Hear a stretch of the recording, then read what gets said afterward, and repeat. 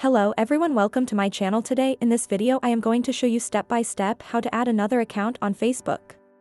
Before starting this video, please subscribe my channel. First of all, you have to open your Facebook and click on top right your profile icon.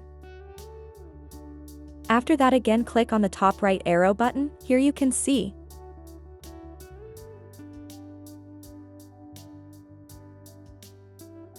After that, click on Create Facebook Profile here.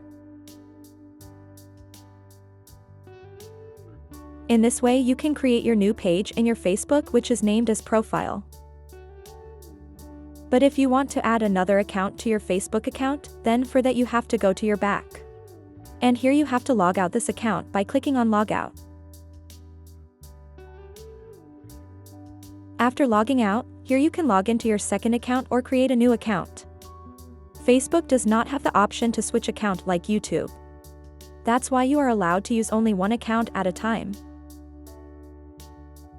In this way you can add your second account to Facebook. Thanks for watching this video. Please subscribe my channel. See you next video.